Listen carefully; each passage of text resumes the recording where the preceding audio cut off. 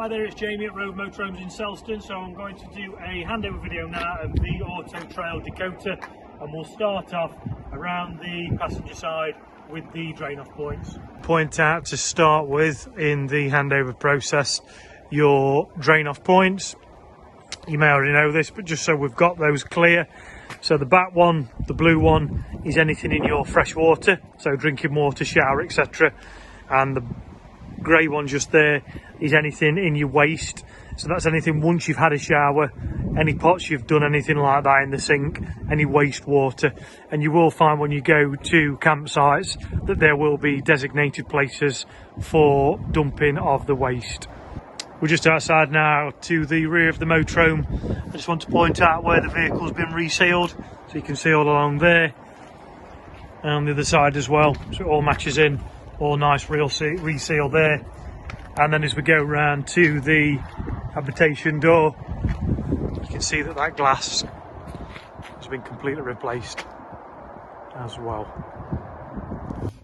Moving on to the controls for the heating and hot water. You've got two dials up here. The middle one is obviously just a switch, or just there.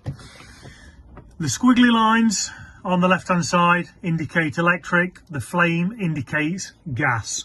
So for purpose of illustration today, we're on site, we're hooked up, so I've put it on to electric 2.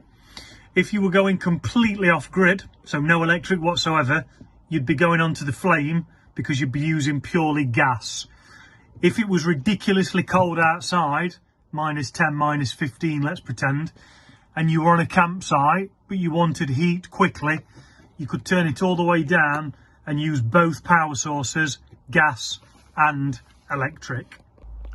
Moving across to the right hand side, you've got the dial for what you actually want to heat, as in water and heating. How I explain this is simple as possible. If you think that the top two settings are your summer settings and the bottom two would be your winter. Anything with a number on means that you're heating the water up. Anything with a flame on means you're having the heating on. So for purpose of illustration, if you were to flick it up to 40, you're putting on the water only on 40. Same applies there, water only on 60. And again, for purpose of illustration now, I've put it on flame only, which means it's heating only.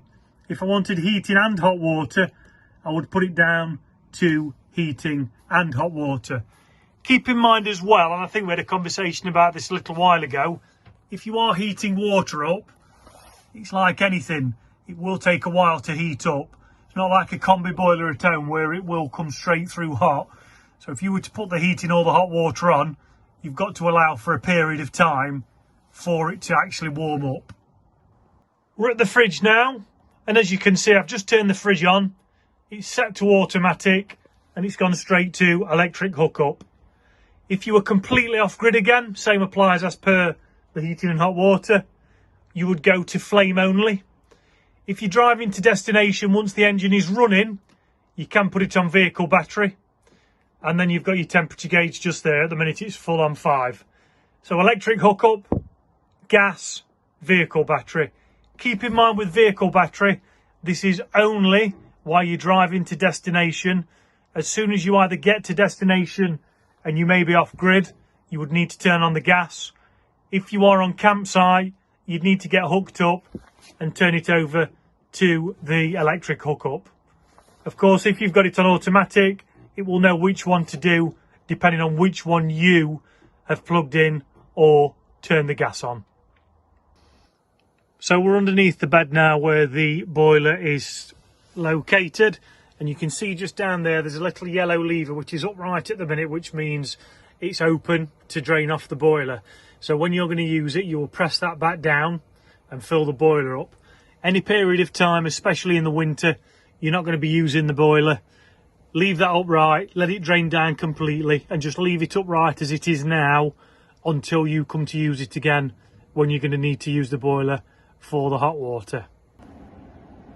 So each and every time you use the sat-nav, the Apple CarPlay or whatever within the sat-nav, your CD player, and you turn the engine off, you must always turn this system off, else it will stay on.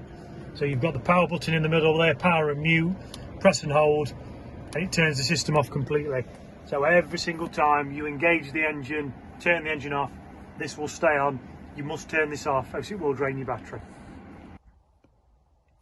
So we're now on the screen for the Bluetooth, Android Auto, Apple CarPlay. So you'd go to the Bluetooth and it comes up with this screen. You would then go to your settings on your phone, depending on what phone you've got. We'll have a look at that later. And you wait for the device to come up. As you can see, the device has come up there. You press for that. You press pair. You press allow. Then it should come up with Apple CarPlay.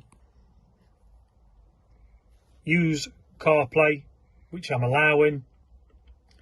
It's loading on the screen, as you can see, and we've now got the phone mirroring system. So I could now go to my favourites. We'll give my darling Sarah a quick call, shall we? We've got my music on there as well, and then the map, which is Google Maps. What I would do is just put that in here. So for instance, we could go to NG179AB, which takes you to my address. I'd go. It will then come up here. I can then press go on there, and that takes you straight to any address simply by programming it on your phone. There's also other settings in there, so you can go to your main menu, but the main ones you're going to be using are the maps. Food and shopping, you can search restaurants in there as well. That's a little bit more technical, and that's something that you can learn to do depending on what you want to do when you're going out and about. But that's the gist of how the Apple CarPlay Android Auto works. It will also tell you the time, signal strength of the phone, and your battery life of your phone as well. You have also got a USB charger there, which you can charge. Thank you. We're just at the passenger door now. As I go down the side of the passenger door, you can see a brand new fire extinguisher there, and also in the wrapper